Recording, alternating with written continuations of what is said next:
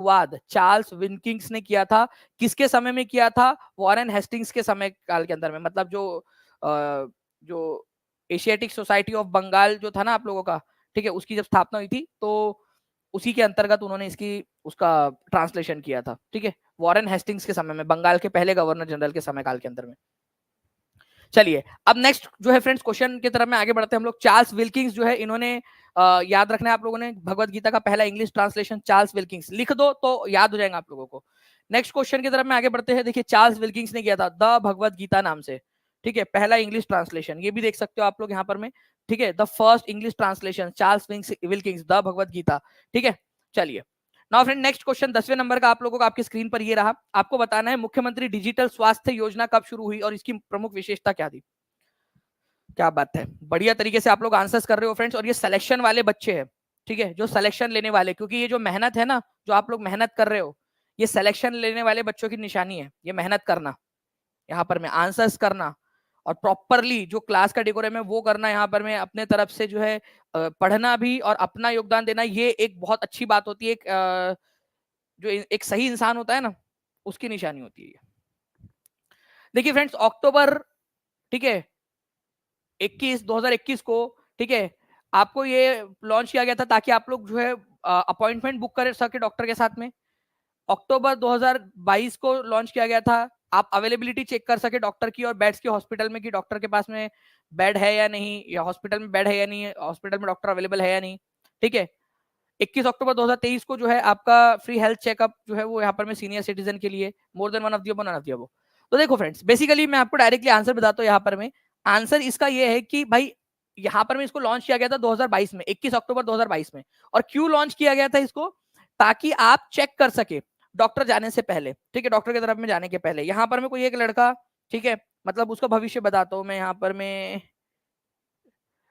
तो लड़कों की इतनी कमी हो गई है, पता नहीं यार, मेरे को लगता है कि हमारी जनगणना ना ठीक से हो नहीं रही है, लड़के ही कम है। ये शुभम है मान लीजिए, ठीक है, शुभम की जॉब लग गई, उसकी जो है एक प्यारी सी जो है लड़की से शादी करा दी उसकी मम्मी ने, ठीक है। अब जो है उसको मान लो कि उसकी तबीयत खराब हो गई, ठीक है, उसको वोमिटिंग हुई, अब उसको पता नहीं क्या हुआ है करके, तो वो सोच रहा है यार कि मेरी पत्नी को क्या हुआ, अब जल्दी से डॉक्टर के पास लेके जाना है। तो वो क्या कर सकता है, ये डिजिटल हेल्थ ऐप के तरह ऊपर में शुभम जो है चेक कर सकता है कि भाई जिस हॉस्पिटल में लेके जा रहा हूँ वहां डॉक्टर अवेलेबल है या नहीं, या डॉक्टर की खुद जो है यहाँ पर में उसकी जो है डॉक्टर जो है अपनी दूसरी शादी की तीसरी सालगिरह मनाने में बिजी है तो वो अवेलेबल नहीं है। तो ऐसे हॉस्पिटल में जाओ जहां डॉक्टर अवेलेबल हो, तो वहां जाके पता करेंगे, उतने देर के अंदर में वो जो है पत्नी की तबीयत उसकी और खराब हो जाएंगी। तो इससे अच्छा है कि डिजिटल हेल्थ ऐप पर चेक कर लो कि भाई हाँ जहां जा रहे हैं हम लोग यहाँ पर में चमनलाल चांदीदास, ठीक है, ठाकुर कॉलेज के अंदर जो है हॉस्पिटल में, वहां पर में डॉक्टर है क्या? अरे यहाँ डॉक्टर है ही नहीं, चलो यहाँ पर में चमेली बाई, ठीक है, सरकारी अस्पताल, वहां जाके देखते हैं। तो आप जहां जा रहे हो वहां डॉक्टर अवेलेबल होना चाहिए, और डॉक्टर अवेलेबल है तो क्या बेड अवेलेबल है वहां पर में, ठीक है, अगर भर्ती करना पड़े उसको वापस में वहीं पे तो, ठीक है शुभम। तो बेटा शुभम तुम्हारे लिए बनाया गया है डिजिटल हेल्थ ऐप, ताकि तुम जाने से पहले चेक करके जाओ डिजिटल हेल्थ ऐप के ऊपर में कि भाई डॉक्टर अवेलेबल है या नहीं, और यहाँ पर में ओके बेड अवेलेबल है या नहीं वहां पर में, ठीक है। चलिए डिजिटल हेल्थ ऐप समझ में आ गया आप लोगों को किस लिए है ये? आप लोगों का बेड और डॉक्टर की अवेलेबिलिटी जांचने के लिए। मुख्यमंत्री डिजिटल स्वास्थ्य योजना, ये याद रखना आप लोगों ने, 21 अक्टूबर 2022 को लॉन्च हुई थी और इसको 5 साल में पूरे बिहार में लॉन्च कर दिया जाएगा। 2022-23 से 26-27, ये 5 साल का जो समय काल है ना, इसके अंदर में इसको पूरा लॉन्च किए जाने की योजना है। पूरे बिहार के अंदर में हर एक हॉस्पिटल को इससे जोड़ दिया जाएगा, ठीक है।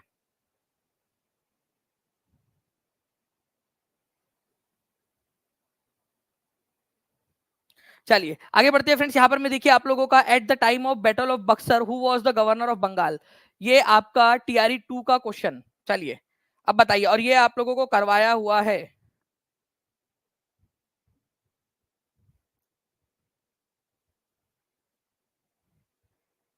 जल्दी बताइए। देखिए बक्सर का युद्ध पहली बात तो कब हुआ था, ये आप लोगों के लिए अभी थोड़े दिन पहले कम्युनिटी के अंदर में भी, यूट्यूब चैनल का जो कम्युनिटी उसके अंदर में भी पोस्ट डाला था। तो बक्सर का युद्ध जो है फ्रेंड्स आप लोगों का 1764 में हुआ था, ठीक है। तो उस समय में कौन थे बंगाल के गवर्नर? वेंसी टार्ट, ठीक है।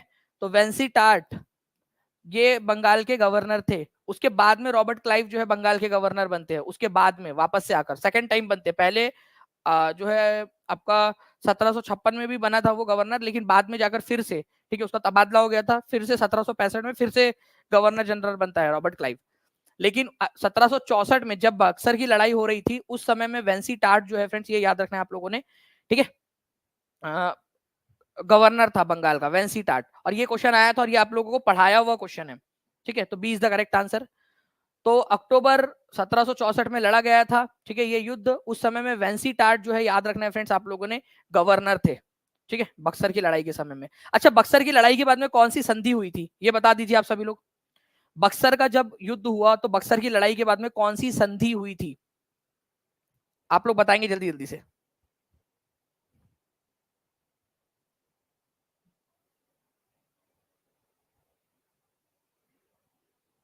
चलिए, बहुत बढ़िया Sonu Kumar.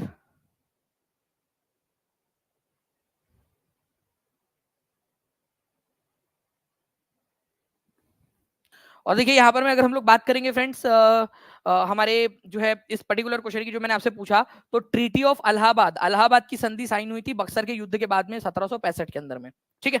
Very good. Now friend, next question, मुख्यमंत्री शुष्क बागबानी योजना के अंतर्गत कौन सी फसलें लक्षित है? मुख्यमंत्री ड्राई हॉर्टिकल्चर स्कीम। अब देखिए ड्राई हॉर्टिकल्चर है यहाँ पर में, ठीक है, ड्राई हॉर्टिकल्चर मतलब सूखे इलाकों के अंदर में हॉर्टिकल्चर, हॉर्टिकल्चर का मतलब क्या होता है, चलिए ये बताइए। अभी मैं थोड़ी देर पहले देख रहा था, जब मैं क्लास में आने के पहले बच्चे आपस में एक दूसरे से सवाल पूछ रहे थे। तो एक बच्चे ने पूछा हॉर्टिकल्चर जो है, कौन था वो हाथ ऊपर कर देगा यहाँ पर में, और जिन बच्चों ने आंसर किया था वो भी हाथ ऊपर कर देंगे। वेट करते समय जब उन्होंने आंसर किया था, हॉर्टिकल्चर का मतलब क्या होता है उन्होंने लिखा था। तो हॉर्टिकल्चर का मतलब होता है बागबानी, फलों की खेती करना। तो फ्रूट्स से रिलेटेड है, फ्रूट्स की खेती, ठीक है। बागबानी का मतलब ही होता है फल फूल उगाना आप लोगों का, ठीक है। तो आंसर आप लोगों को हो जाएगा ऑप्शन नंबर सी, ठीक है। तो ड्राई हॉर्टिकल्चर स्कीम, इसके अंतर्गत क्या किया गया आप लोगों का, ये बोला गया है कि आप माइक्रो इरिगेशन का इस्तेमाल करो। माइक्रो इरिगेशन का मतलब क्या होता है? सबसे पहली बात तो इरिगेशन या सिंचाई क्या होती है? सिंचाई का मतलब होता है खेतों में पानी डालना, ठीक है। आप जब खेतों में पानी डालते हो ना, उसको इरिगेशन या सिंचाई कहते हैं।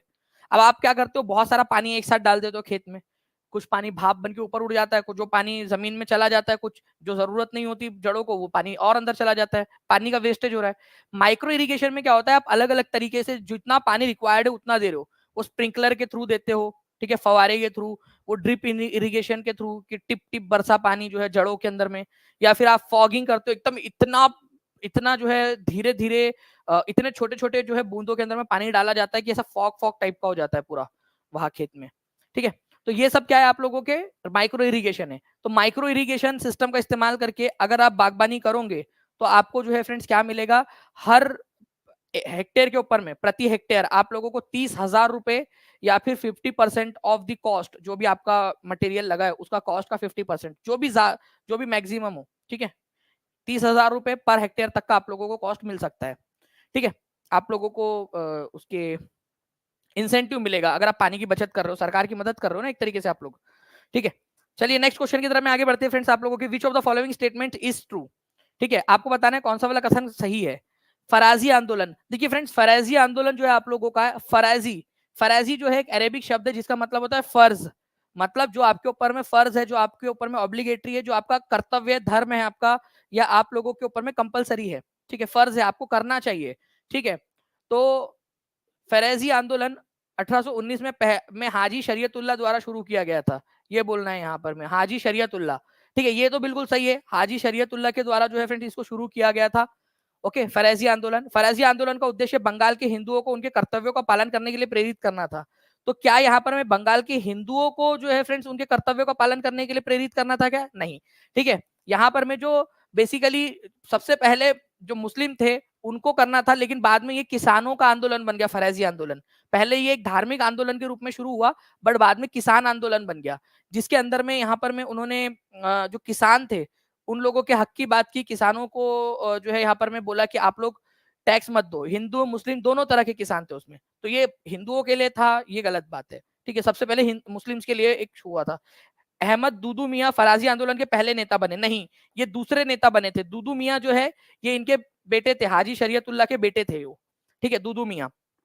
तो वो दूसरे नेता बने हाजी शरीयतुल्लाह के बाद में। तो ये दो गलत हो गई, ठीक है। आपके पहला वाला सही है तो आपका आंसर ऑप्शन नंबर ए हो जाएगा, फराजिया आंदोलन। फराजिया